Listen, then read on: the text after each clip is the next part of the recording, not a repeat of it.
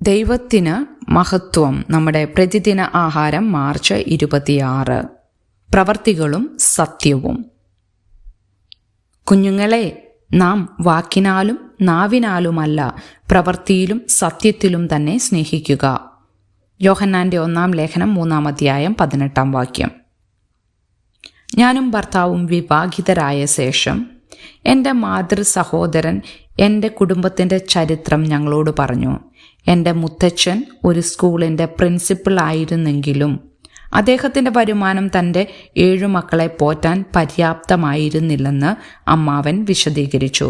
എന്നിട്ടും തൻ്റെ മുതിർന്ന കുട്ടികളുടെ ഉന്നത വിദ്യാഭ്യാസത്തിനായി അദ്ദേഹം പണം ചിലവഴിച്ചു. ആ മക്കൾ പലപ്പോഴും തങ്ങളുടെ അമ്മാവന്മാരുടെയോ അമ്മായിമാരുടെയോ ഒപ്പം താമസിച്ചു കോളേജ് പഠനം നടത്തി.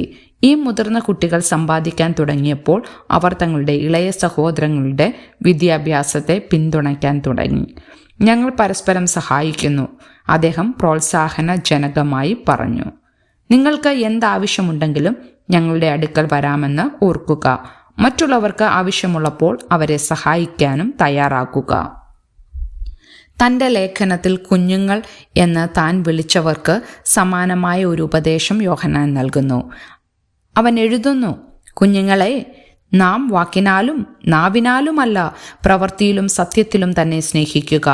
ഒന്നും മുറുകെ പിടിക്കാതെ നമുക്ക് വേണ്ടി തൻ്റെ പ്രാണനെ വെച്ചുകൊടുത്തപ്പോൾ യേശു കാണിച്ച സ്നേഹത്തെക്കുറിച്ച് അവൻ നമ്മെ ഓർമ്മപ്പെടുത്തുന്നു.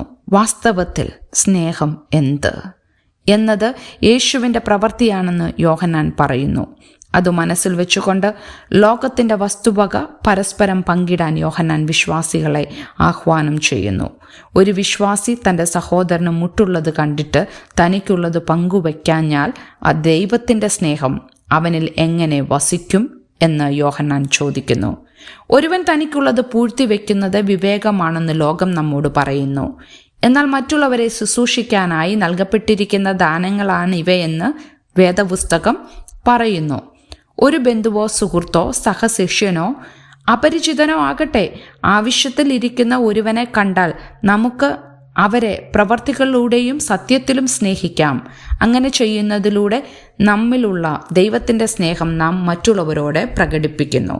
ചിന്തിക്കുക, ഏതു വിഭവങ്ങളാണ് പങ്കുവയ്ക്കാനായി ദൈവം നിങ്ങൾക്ക് നൽകിയിട്ടുള്ളത്? നിങ്ങൾ സഹായിക്കണമെന്ന് ദൈവം ആഗ്രഹിക്കുന്ന, ആവശ്യത്തിൽ ഇരിക്കുന്നുവെന്ന് നിങ്ങൾക്കറിയാവുന്ന ആരെങ്കിലും ഉണ്ടോ? ദൈവത്തിന് മഹത്വം.